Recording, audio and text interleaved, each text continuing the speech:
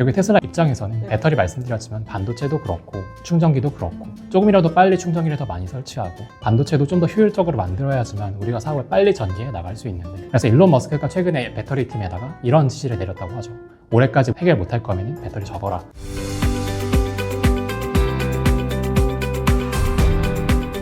네, 안녕하세요. 반갑습니다. 일론 머스크가 매번 그거 발표하잖아요. 마스터 플랜이라고 해가지고 뭐 1, 2, 3까지 발표를 했는데 그런 청사진을 낼 때마다 되게 신기해요. 어떻게 최종 목표는 뭐길래 계속 이런 청사진들을 내는 것인가. 화성 아니에요? 화성 가는 거. 다 알고 있잖아요. 도지 화성. 네, 그래서 오늘은 진짜 일론 머스크는 어떤 생각을 갖고 이 사업체를 지금 키우고 있는지 우리 이진복 작가님 모시고 다양한 이야기 나눠보도록 하겠습니다. 작가님 안녕하세요. 반갑습니다. 그래서 주제는 이거예요. 네. 테슬라는 왜 혼자 다 해먹으려고 하냐. 그러니까요. 대체 뭐 테슬라 하면은 뭐 이것도 하고 저것도 하고 그러잖아요. 근데 뭐 아까 말씀해 주셨기에는 그게 경영의 하나의 어떤 또 그걸 벤치마킹하는 회사들도 나오고 있다. 왜 그런 건가요?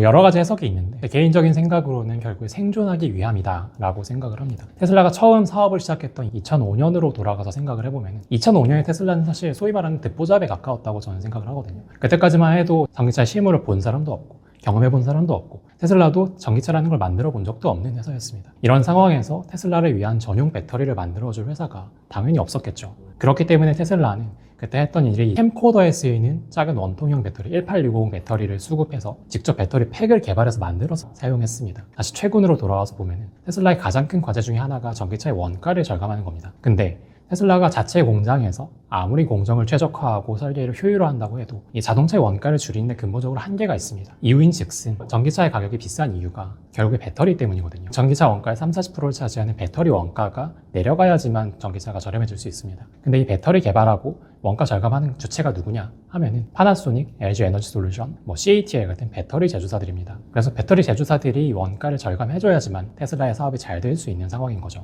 그러면 테슬라 입장에서는 이런 배터리 제조사들이 원가를 절감해줄 때까지 손 놓고 기다릴 수는 없는 거잖아요. 다른 전통 자동차 제조사라고 하면은 기다릴 수 있겠죠. 전기차 한 대 못 팔더라도 그 시간에 내연기관차 한 대 더 팔면 되니까요. 하지만 테슬라 입장에서는 전기차를 한 대라도 더 많이, 한 대라도 더 저렴하게 만들어서 더 많이 팔지 않으면 경쟁에서 승리할 수 없는 상황입니다. 그렇기 때문에 배터리 제조, 개발에까지 직접 뛰어들어서 내기 효과라는 걸 만들어서 이 배터리 원가 절감을 더 촉진하려고 하고 있는 거고요.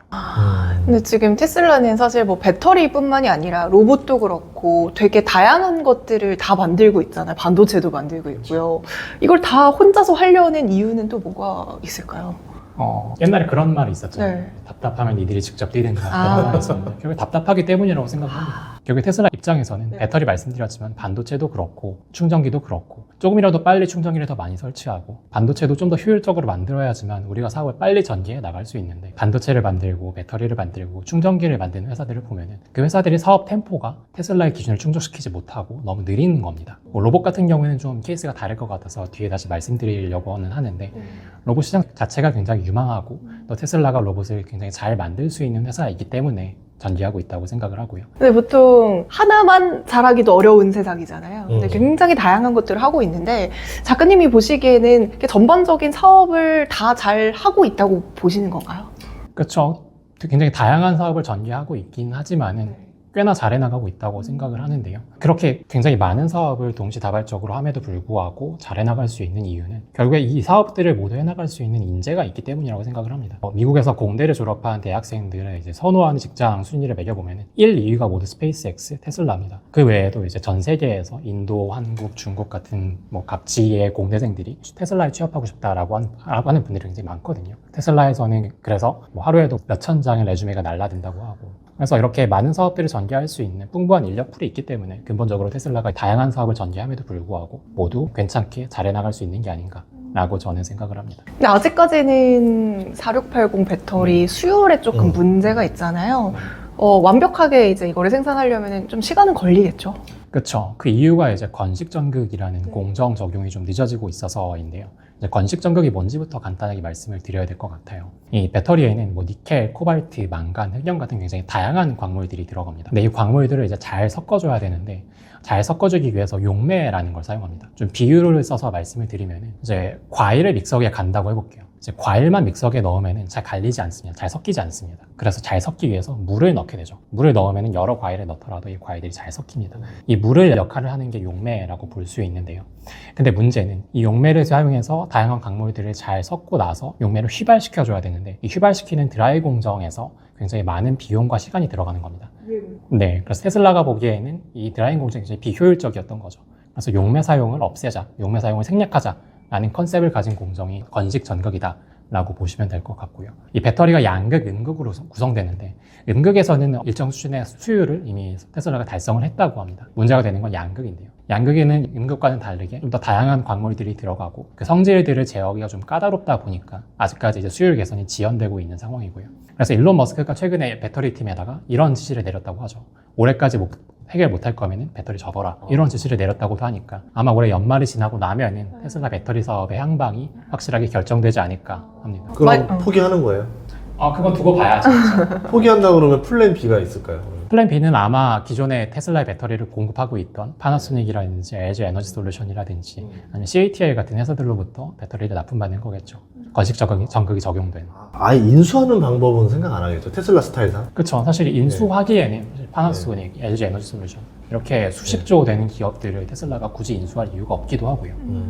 인수하지 않더라도 기존에 배터리를 잘 납품받고 있었는데 굳이 인수할 필요가 있나 하는 생각이 들긴 합니다. 그럼 LG엔솔이 만약에 빠르게 건식 공정이 성공을 하면은 완전 수혜주가 될 수가 있겠네요.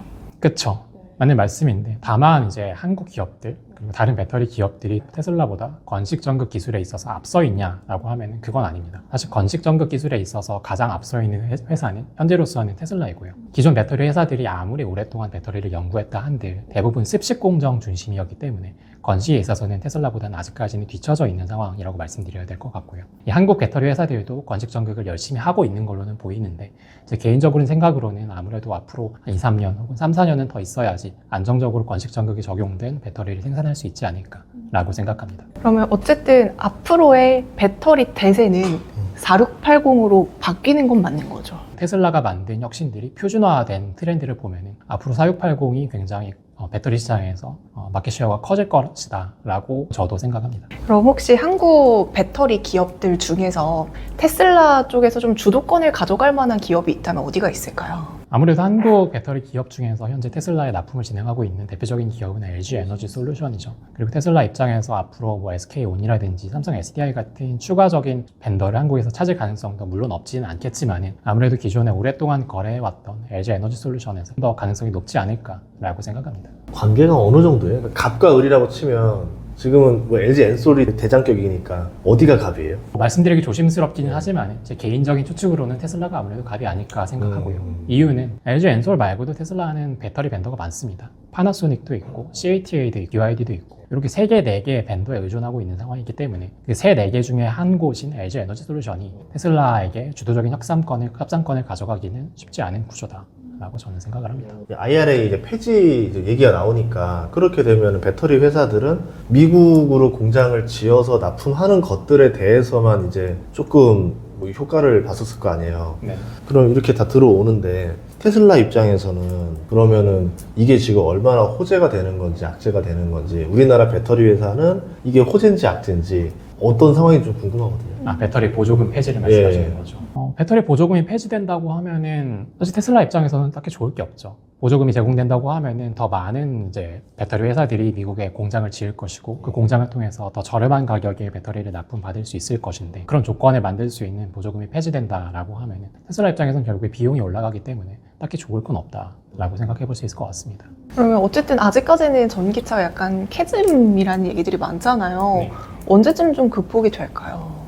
캐즘이 왜 왔고 이제 테슬라가 이 캐즘을 어떻게 넘어서려고 하는가 이 순서로 좀 말씀을 드려야 될 것 같은데요. 중국 시장을 보면 굉장히 재밌는 현상이 일어나고 있습니다. 이제 글로벌 시장에서는 전기차가 안 팔린다 하는데 올해도 중국 시장은 전기차 시장이 성장할 것으로 예상되고 있거든요. 그것도 20-30%씩. 그러면 왜 중국 시장은 멈추지 않고 계속 성장해 나가고 있는가를 보면 중국 시장에선 전기차가 워낙 쌉니다. 글로벌 자동차 제조사들은 이제 막 3만 달러, 3만 5천 달러짜리 저가 전기차를 내놓겠다라고 선포를 하고 있는데 올해 이미 중국에서는 2만 5천 달러짜리 전기차가 나왔고요.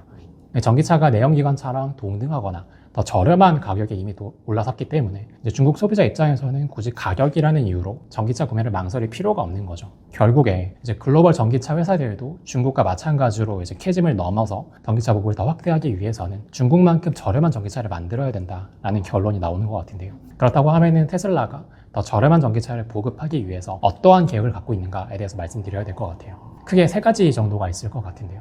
첫 번째로는 저가 전기차 신규 모델을 내놓는 겁니다.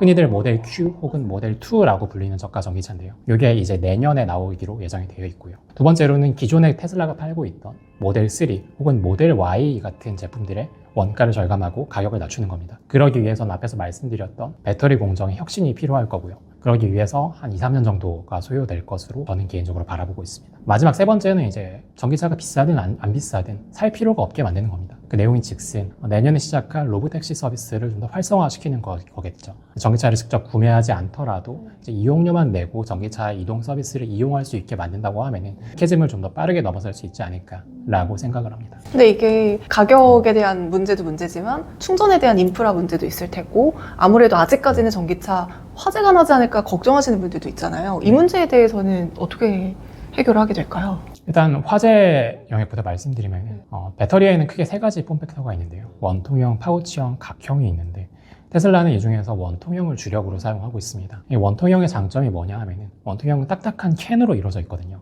반면에 이제 파우치형 같은 경우에는 플라스틱 합성물로 이루어져 있고요. 그렇기 때문에 원통형보다는 이런 충격이나 화재에 좀 더 약한 편입니다. 그래서 테슬라가 주력으로 사용하는 원통형 폼팩터가 다른 파우치형 대비해서 좀 더 안전한 화재나 사고에 좀 더 안전한 편이기 때문에 전기차를 구매한다고 하면은 제 생각에는 원통형이 들어간 테슬라를 이용하는 게 유리하지 않나. 그런 측면에서 앞으로 안전 이슈가 불거지면 불거질수록 소비자들이 이런 지식을 알면 알게 될수록 조금 더 테슬라를 선택하는 쪽으로 기울지 않을까라고 생각을 합니다. 그럼 뭐 고체 배터리라든가 전고체 이런 쪽은 좀 관심이 없는 거네요.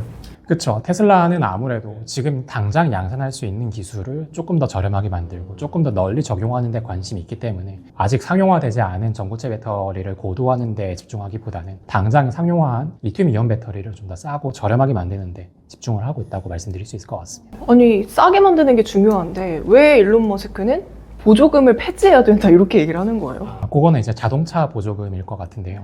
사실 전기차 시장을 보면은 테슬라와 일부 중국 기업들을 제외하면은 전기차를 팔아서 돈을 벌고 있는 업체가 거의 전무한 상황입니다. 저희가 일반적으로 알고 있는 GM, 폭스바겐, 포드 이런 회사들이 전부 다 전기차 팔아서 적자를 내고 있는 상황이고요. 이런 상황에서 보조금이 폐지된다라고 하면은 이런 전통 자동차 제조사 업체들은 더 큰 타격을 받을 수밖에 없겠죠. 전기차로의 전환에 더 큰 제동이 걸릴 겁니다. 물론 테슬라도 타격을 받겠죠. 일정 부분 이제 손해를 감수하고 일론 머스크도 그런 정책을 추진하는 것 같은데 그럼에도 불구하고 얻을 수 있는 득이 실보다 크다고 생각을 하는 것 같아요. 만약에 보조금이 폐지되면은 말씀드린 것처럼 이제 전통 자동차 제조사들의 전기차 전환에 제동이 걸리면서 이제 테슬라가 조금 더 높은 경쟁 우위를 단시일 내에 확보할 수 있게 되겠죠. 다만 이 전기차 보조금 폐지가 저는 현실적이지는 않다고 보는데요. 이유인 즉슨 이 전기차 공장과 전기차 배터리 공장들이 위치한 지역들을 보면은 조지아, 오하이오, 테네시 같은 미국 정치적으로 경합주 역할을 하는 지역들입니다. 그렇기 때문에 트럼프가 아무리 이제 이번 임기가 마지막이고 3선에 도전하지 않는다 하더라도 공화당 입장에서 당장 전기차 보조금을 폐지하게 되면은 전기차 공장의 가동률이 떨어질 것이고 유권자들이 직장을 잃을 것이기 때문에 이 유권자들이 민심을 잃는 행위를 최소한 자제하려고 노력할 것이고 그렇기 때문에 현실적으로 전기차 보조금을 아예 폐지하기보다는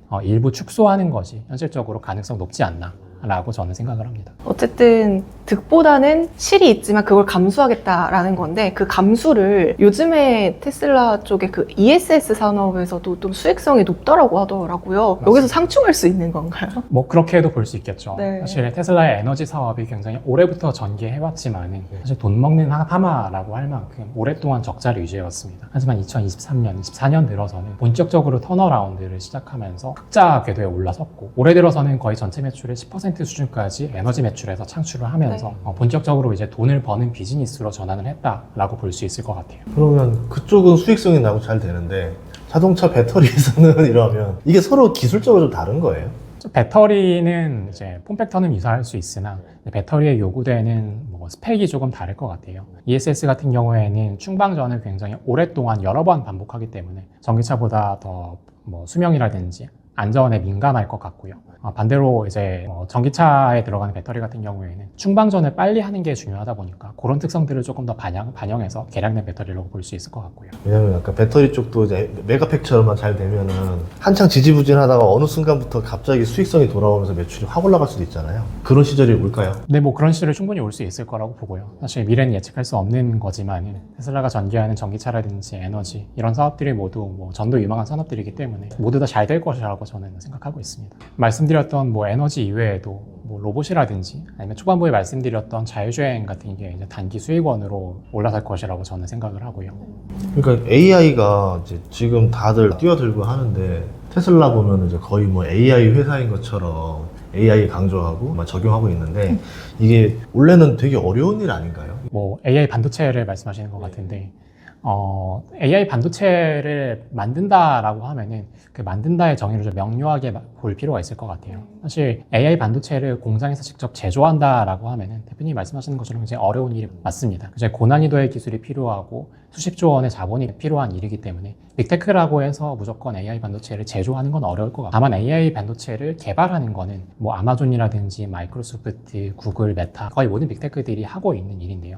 그 이유인 즉슨 이제 기존에는 범용 반도체의 성능이 워낙 빠르게 개선되다 보니까 그냥 시중에 팔리고 있는 범용 반도체를 사다 쓴다고 하더라도 충분히 원하는 스펙과 성능을 구현을 할 수 있었습니다. 근데 최근에는 반도체 성능 개선이 조금 지연되고 정체되다 보니까 이 범용 반도체를 사다 써서는 이 빅테크들이 원하는 스펙과 성능을 구현하지 못하는 겁니다. 테슬라도 마찬가지인 상황이고요. 테슬라 입장에서 지금 AI 사업의 가장 큰 과제는 이제 AI 학습을 조금 더 빨리 진행을 해서 좀 더 나은 성능의 이제 자율주행 FSD를 만드는 것인데 뭐 작년까지만 해도 이제 학습 버튼을 한번 누르면 한 달, 두 달을 기다려야 할 정도로 굉장히 오랜 시간이 걸렸다고 해요. 근본적으로 AI 반도체의 성능이 좋지 못했기 때문인데 이런 문제를 해결하기 위해서 테슬라 역시 최근에 AI 반도체를 이제 직접 개발하기를 시작했고 그 이름을 이제 도조라고 부르죠. 이제 테슬라가 만들고자 하는 반도체 칩으로 구성된 슈퍼컴퓨터의 이름이 도조인데 그 뜻은 뭐 훈련 도장 이런 뜻을 갖고 있다고 합니다. 이제 테슬라의 자율주행 뉴럴넷을 학습시키는 역할을 하는 게 이제 도조라고 볼 수 있고요.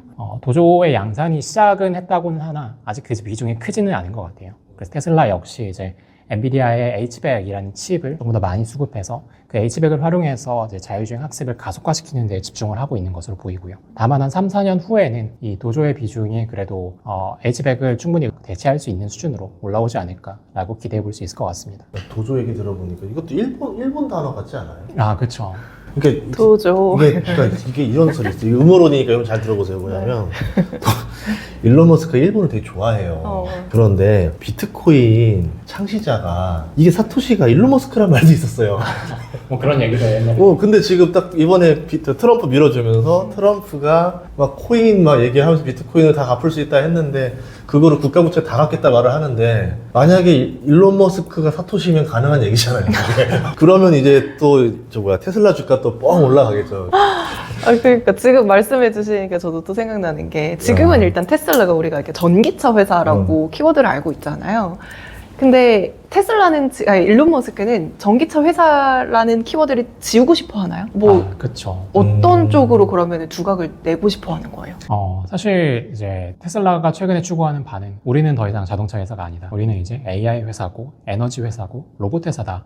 라는 식으로 이제 이미지를 재편하려는 것 같고요. 그 이유인 즉슨 중국 전기차가 너무 많이 올라와 버렸습니다. 일론 머스크가 직접 말하기를 중국 전기차는 관세가 없다면 미국에 들어와서 이 미국에 있는 기업들을 모두 파괴할 만큼 경쟁력이 너무 높아져 버렸다라고 공식적으로 이야기를 하기도 했는데 그만큼 테슬라조차도 이제 전기차 하드웨어만으로는 중국 전기차를 쉽게 이기기 어려운 상황에 돌입했다라고 볼 수 있을 것 같고요. 그래서 이런 상황을 타개하기 위해서 자율주행 AI라든지 에너지, 로봇 같은 새로운 사업 분야의 회사로 다시 포지셔닝을 하려는 게 아닌가 하는 생각이 드네요. 어쨌든 일론 머스크가 정보율부 수장이 됐으니까 이 권력을 이용해서 또 중국을 압박하는 방향성도 있지 않을까요? 그런 방향성도 가능성이 있다고는 보는데요. 당장은 이제 일론 머스크는 미국 현지의 이제 정부의 규제들을 효율화하는 데 집중을 하려는 걸로 보이고요. 말씀하신 그런 중국 외교 관련된 이슈들은 아마 트럼프가 직접 무언가를 하지 않을까 생각해 볼 수 있을 것 같습니다. 테슬라랑 일반 자동차 회사들이랑 지금 차별점 뭐라고 보세요? 뭐 굉장히 여러 가지가 있겠습니다만 제 개인적인 생각으로 가장 큰 차별점은 테슬라 같은 경우에는 레거시가 없다라는 게 가장 큰 차별점일 것 같아요. 이게 무슨 뜻이냐면은 예를 들어서 SDV의 케이스를 말씀드릴 수 있을 것 같은데요. 뭐 전문가들이 말하기를 테슬라가 SDV를 개발하는 데 있어서 다른 자동차 회사들보다 5년 이상 앞서 있다라고들 이야기를 합니다. 이 SDV가 뭐냐면은 소프트웨어 디파인드 비클이라고 해서 소프트웨어가 하드웨어를 제어하는 자동차 혹은 소프트웨어 구동에 최적화된 전기전자 설계를 갖추고 있는 자동차라고 할 수 있는데요. 더 쉬운 설명으로 말씀드리면 그냥 스마트폰의 구조를 갖고 있는 전기차다라고 보시면 될 것 같아요. 이 SDV 개발하는 데 있어서 이제 기존 전통 자동차 업체들이 왜 테슬라보다 뒤처져 있냐라고 하면은 이 전통 자동차 제조사들은 이제 부품과 모듈을 조달하는 데 있어서 티어 1 혹은 티어 2라고 불리는 부품 모듈 협력사에게 전적으로 의존을 합니다. 이 모듈 업체들이 이제 납품하는 부품 모듈을 받아다가 그냥 조립하는 식으로 이제 자동차를 만들거든요.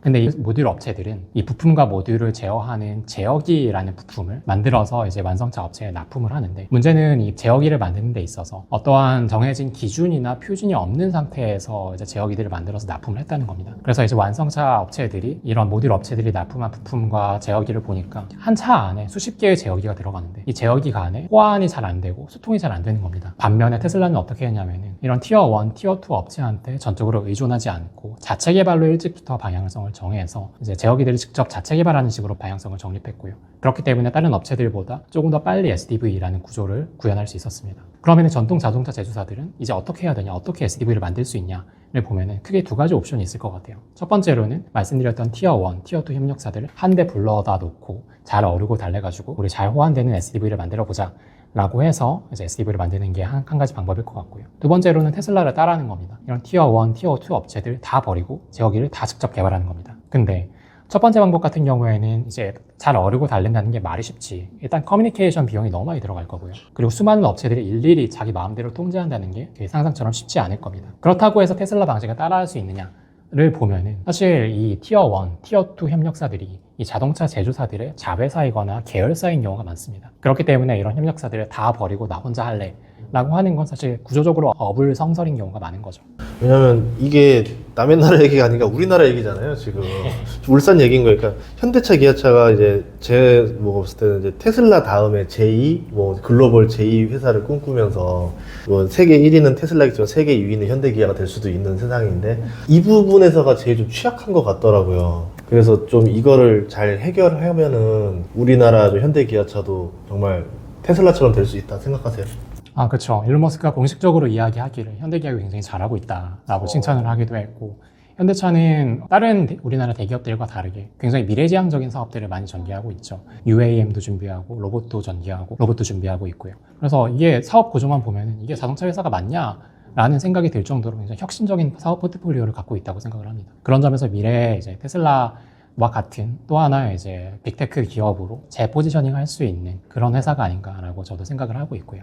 네, 그렇게 들어보니까 또 이제 이 테슬라를 좀 배워야 되겠다. 그러니까 정말 이 책대로 우리가 그냥 테슬라를 투자자로만 볼 게 아니라 앞으로 기업 경영이라던가 사람들이 좀 내가 살아가야 되는 어떤 롤 모델이라던가 이런 게 다 이제 바뀌는 시대가 오지 않을까라는 생각이 듭니다. 책에는 어떤 내용들이 들어있었나요?